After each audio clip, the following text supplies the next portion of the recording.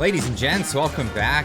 This is a roller coaster, so buckle up. This is going to be a fun little ride. We're going to be going down the path of history, and this is the SNC-Lavalin scandal and, well, where the RCMP is or isn't going with this in current day. Now, Michelle Rempel-Garner put this out on Twitter yesterday saying, everybody check this out. Okay, huge news is breaking. You need to share this video. This news has to get out here.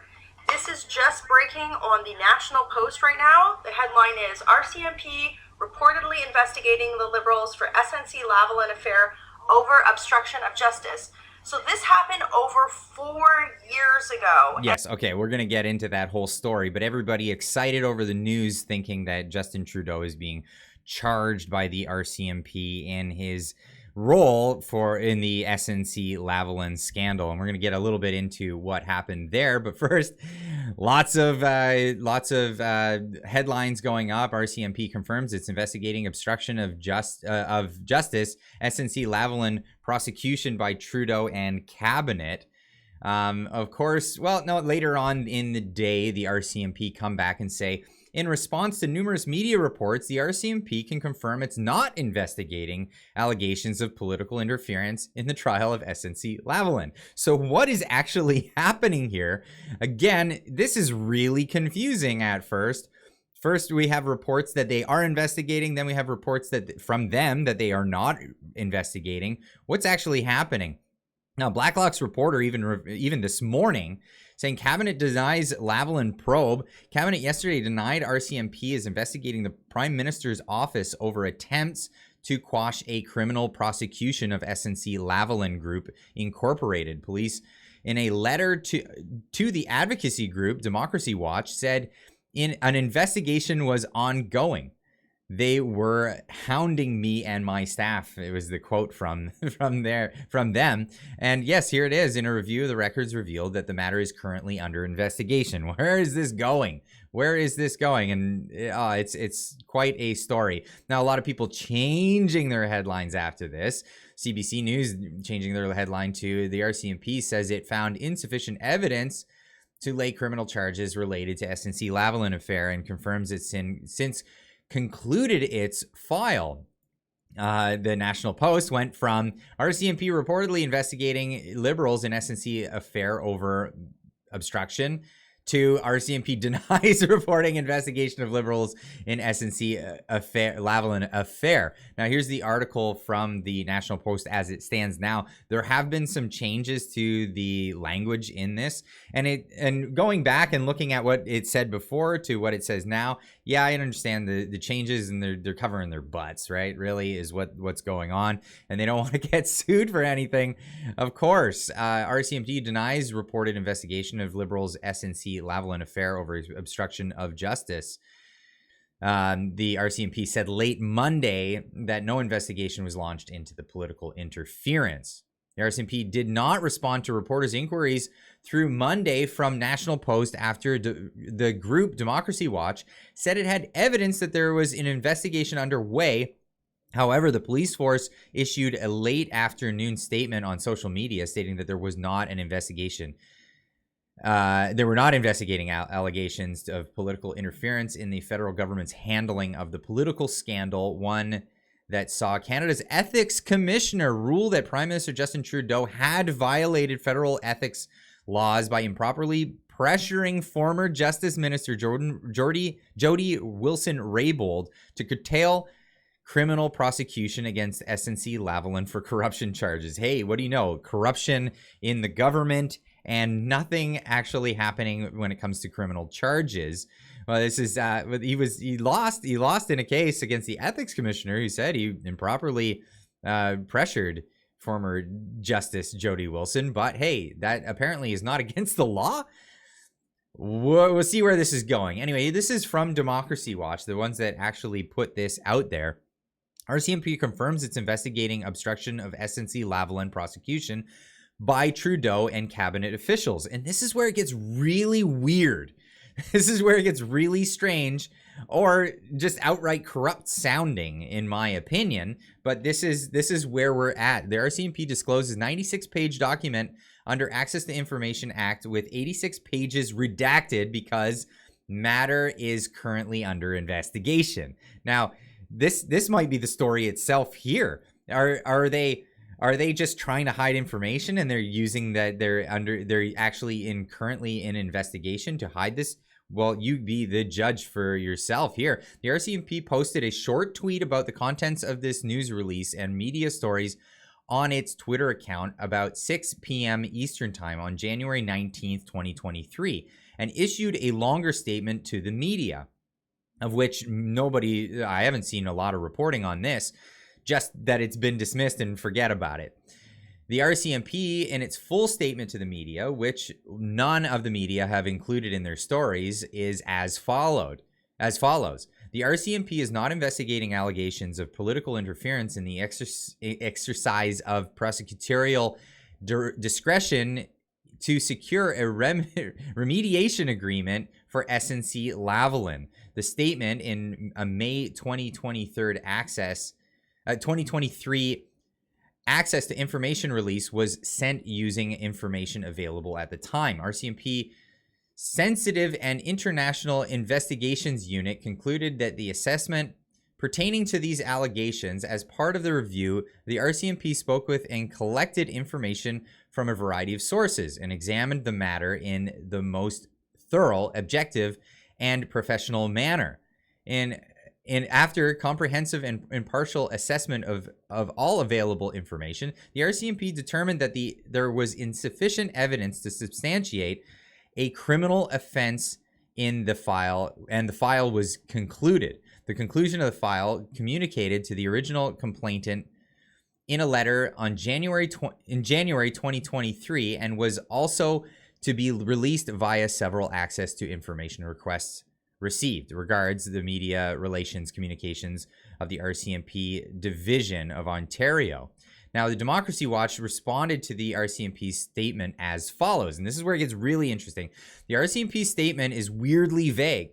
The May 25th, 2023 RCMP letter says that they were investigating and redacted 86 pages because they were investigating. But actually, the decision to end the investigation was made in January 2023, and communicated to an unknown original complainant, but not to anyone else. This is strange, right? But it was supposed to have been communicated to everyone who filed an access to information request, which they did. The decision was not even communicated to the RCMP Access to Information Unit staff for 5 months, and as a result, they sent a letter to Democracy Watch dated May 25th, 2023 that said the matter was currently under investigation.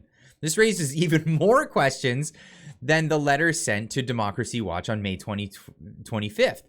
The RCMP story doesn't add up because they're contradicting themselves when the allegations are being investigated and when the decisions were made to end the investigation. If the investigation ended in January 2023, then why did the RCMP refuse to disclose the 86 pages of their investigation documents just a few weeks ago? Because they said the allegations were still under investigation. To clear this up, the RCMP must answer the question and disclose the 86 pages that they refused to disclose. And this is of course, 96 pages that were asked for access, and of those 96, 86. So they only gave 10 pages of the 96 pages that were requested of them. And this is where it gets really sketchy and strange. Now, there are 5 takeaways from this SNC-Lavalin ethics report. This is an article from the Global News from back in 2019. A new report has found Prime Minister Justin Trudeau broke the Federal Conflict of Interest Act in relation to the SNC-Lavalin scandal. The months-long review by Ethics Commissioner Mario Dion found that Trudeau acted improperly by encouraging the then Attorney General Jody Wilson-Raybould to terminate the criminal prosecution of the Montreal engineering firm. And this is all over, well, corruption that was happening within that firm. And there was some really salacious things being alleged in this case, but it got squashed. It got quelled. The government wanted them to just get a fine and, you know, bygones be bygones. But Jody Wilson-Raybould said, no, we're going to investigate this. This is corruption. And she was given the job to end corruption as Attorney General and the Ministry of Justice in Canada. But later it was found that Justin Trudeau decided that she needed to get pitched from her job. Now, this is going back to this case in the SNC-Lavalin scandal. In his report, Ethics Commissioner Mario Dion found the Prime Minister directly and through his senior officials used various means to exert influence over Ms. Wilson-Raybould. There were many ways Trudeau went about trying to bend the will of the former Attorney General, directing his staff to find a solution that would safeguard SNC-Lavalin's business interests. The buck stops with the Prime Minister, and I assume responsibility for everything that happened in my office. Yeah, only politically, but not criminally, apparently. And with the RCMP, we're just not seeing anything as of yet. And we don't know what we're going to see. Now, this is Jody Wilson-Raybould talking with a member of the Privy Council here in a call that she recorded and released later, showing that she wanted to prosecute this, and they were making serious efforts to pressure her not to do this. I hear you on the jobs and wanting to save jobs. I mean, we all want to do that.